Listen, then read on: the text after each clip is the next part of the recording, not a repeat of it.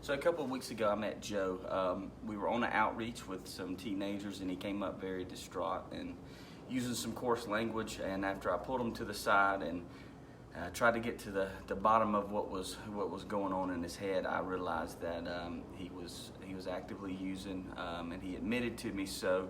And found out a little bit later he had just left rehab against medical advisement about 32 hours before.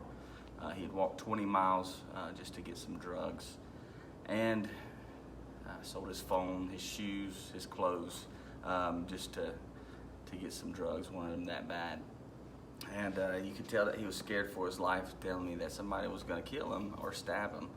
And so I brought him up to the bus, and he told me that he ripped a drug dealer off on the streets, and we could tell that the drug dealer was actually looking for him.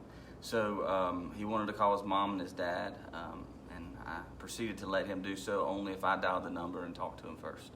And first was his dad, and he was so excited that I was calling and telling him about Joe, because he hadn't heard anything except he had left rehab, and he had tried to call his phone and somebody else answered it, and so I'm sure he was worried to death.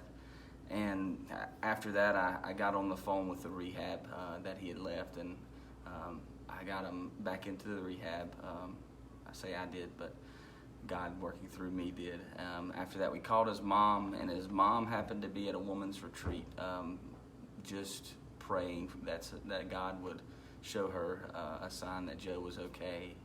And I'd called a little bit after that, and she was ecstatic, and just crying on the phone, and especially when she did get to talk to Joe.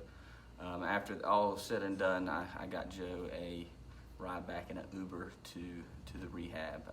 He'd called me 2 days later telling me how thankful he was, and that I was on his registry. I could come visit him and call him. And then just yesterday, his mom texted me and wanted to know exactly where we were from and the address, so she could send a donation so we could help more people like her son Joe.